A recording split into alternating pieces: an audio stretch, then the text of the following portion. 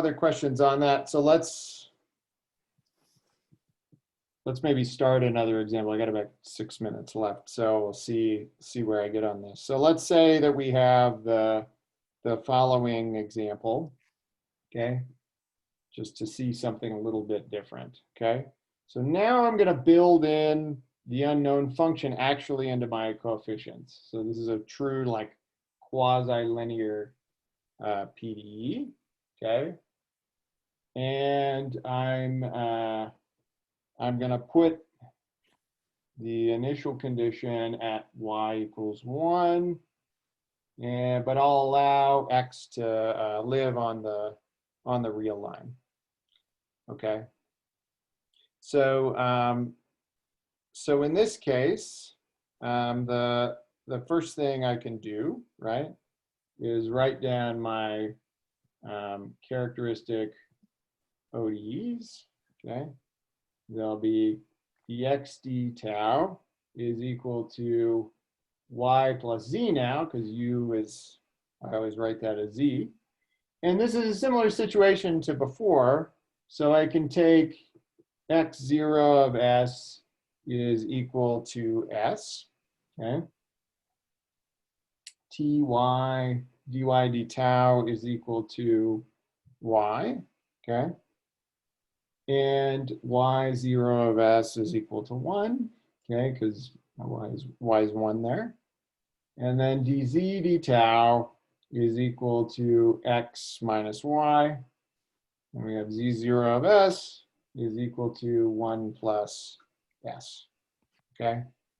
So before we go any further, remember we want to check our Jacobian to see that even if any of this is going to be worthwhile. Okay, can I actually know that I'm going to be able to invert things at the end of the day? Okay, so as usual, I plug into my Jacobian and take its determinant. Okay, in this case, what are each of these terms going to be? Well, x0 prime is just going to be 1 again. Y0 prime is going to be 0. It's the derivative of 1. A is going to be this right-hand side, but I have to evaluate it at my initial condition. And that ends up being 1 plus S. Is that right? A should be is 2 plus S. 2 plus S, right? 2 plus S. Okay. Because I have, this is my A up here, right? And I have 1 plus 1 plus S, so I have 2 plus S, okay? And then I have B, which is just going to be 1, okay? So I get 1, and that's always not 0, so I'm good. I have invertibility, okay? The next step is solving my ODEs, okay? And the way that I can do that, okay, is to first of all solve the y ODE. Again, this is just a first order linear ODE. So I get that y equals some constant times e to the t, but I know my initial condition is just 1, so I just get e to the tau. Sorry, say e to the tau. Okay. Now, you need to get a little bit clever with the other ODEs, right? Because you have dx d tau is, equal to some function of y plus z, which you don't know. Dz d tau is equal to x minus y, which you don't know yet. So you could write this down as a second order linear non-homogeneous system. That's one way you could do it, okay? But another thing you could do here is actually add together the ODEs for z and x, okay? How do you know how to do that? Well, it's to some degree it's practice, okay? but also, because these are linear ODEs, you can combine them always and get, functions of sums and things like that. Okay, so ddt of x plus z is equal to just x plus z, okay? And x0 of s plus z0 of s, this is equal to 1 plus 2s, okay? So putting all this together, we get that x plus z is equal to 1 plus 2s times e to the tau, okay? So yeah, so I think I'm at 12:20 now, so I don't want to rush through finishing this. I'm going to finish this one on, well, I guess on the recorded lecture, so I can go through that rather than speeding through it right now. But before I, kind of end for this Wednesday lecture, are there questions about this? So far, we've gone through a couple examples now. As I said, I mean, I think I said kind of the general method of characteristics, but really the devil's in the details, and it just requires a lot of practice, which is why I assigned several examples for homework 2. But I want to try and go through, a few examples in class if I can, just to nail this point home. So in the lecture that I record today, I'll finish this example. I'll do an example of shocks, and then maybe one more before I go into the wave equation. But I think the best way to learn method of characteristics is just to kind of do it yourself a few times. So what questions can I answer at this point?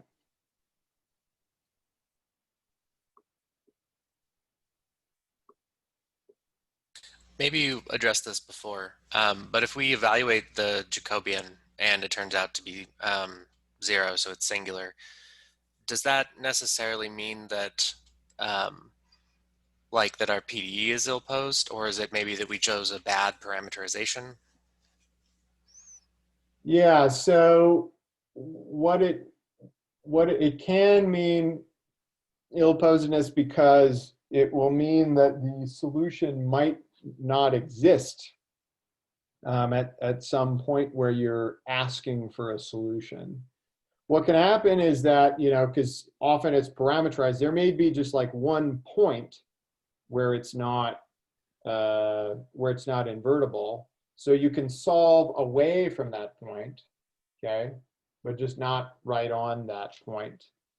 It's rare that you would ever have, like, for the entire boundary you can't solve this PDE. So then what you would do is you would cut away that part where your Jacobian's not invertible. So, sort of like what happened in the first problem. We just had to make sure that we had x above 0, and then that's fine that you can solve there.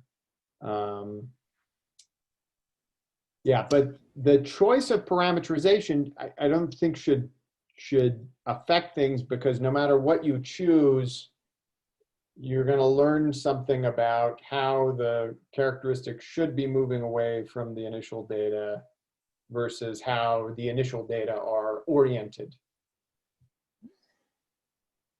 Yeah.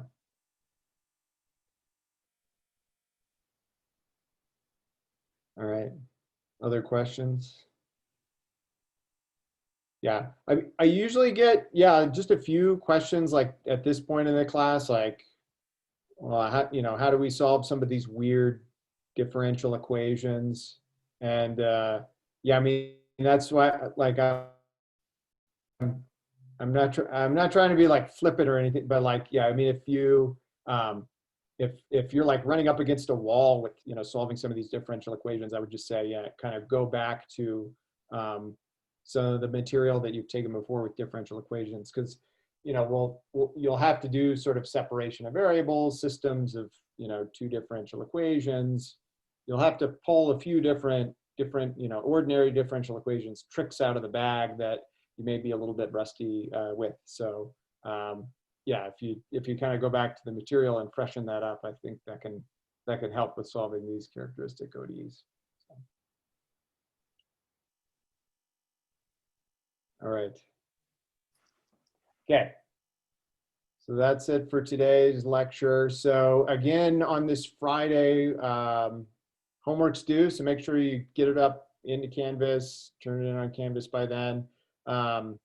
We'll have just another like problem practice session, and yeah, it seems like based on where we are, maybe it makes sense just to do a couple more method of characteristics problems, if that would be helpful. And then I think that is there still energy around having an in-person session at some point? Or not? Shoulder shrugs. Going like this. Okay. Just to see each other. I don't know. Like, and know that we exist and that we're not some AI being piped through the Zoom video. Okay. Let's just try it and we'll see how many people show up. I was gonna maybe try for a week from Friday. And if like 3 people show up, we probably won't do it again. But yeah, if like more than half the class shows up, maybe we'll try it a couple times. So it'll be kind of a more, I don't know, let's have class outside Friday, let's chat about PDs kind of thing. I may try and find a whiteboard I can bring outdoors. I'll send you an email about location, but it'll probably be on a field and bring a camp chair and, you know, we'll talk about PDs a week from Friday. Okay. I think that's it for today. Have a good rest of your Wednesday. Thanks, Zach. Yep. Thank you. See ya. So really fast, you said one option for evaluating X plus Z was to just add up the ODEs. What was that first option that you said? It was to solve it, yeah, using just as a system. So you would write it as X tau. You still see my screen? Yeah. So you already have Y at this point. Oh shoot, so this should be Z. And so you would have Z plus e to the tau, and then X minus e to the tau. So now you have a 2x2 linear system of ODEs, and you can solve that, yeah, just using like, you know, matrix inverse, the kind of typical like eigen solution method for linear systems. Is it always your choice which approach you would take? I mean, as long as it solves the differential equation, yeah, I mean, you know, whichever is most straightforward to you. The thing that we're going to keep running into in PDEs is that there's not like a grand solution method that works for every single PDE. So we're trying to build up, you know, an artillery of different methods, but you will find that, yeah, there's PDEs that you can solve by 2 or 3 different methods. There's, you know, of course, ODEs you can often solve by multiple methods. So yeah, I have no partiality to method as long as it gives you the solution.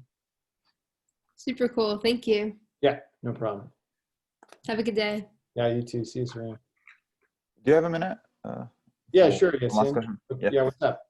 Yeah, so I'm sorry if you mentioned this before, but for these weird solutions, do we know anything about the uniqueness of the solution, or is it something that we have to study by itself? Yeah, so quilinear PDEs, that's something that I sort of brushed over pretty quick. But there's the Cauchy-Kovalevsky theorem that I usually don't go into too much, because with quasi-linear PDEs, we're just more about, you know, can we even get a solution by method of characteristics. But yeah, there are methods for proving uniqueness. They're way more heavy duty than something like an energy method, or like, you know, a max or min principle, like we'll see when we encounter heat equation, wave equation. Just because when you start having these, you know, quasi-linear coefficients, things that sort of work out nicely for nice clean linear PDEs, just that you can't use those same methods here. So long story short, yes, there are methods for proving uniqueness here. It's kind of, it's a little bit out of scope of the class. I mean, there's I could go through it, but there's just like, there's so many other different things to talk about. So I usually give it pretty short shrift. All right. Thank you. You're welcome. Have a good day. All right. Yeah, you too. See ya.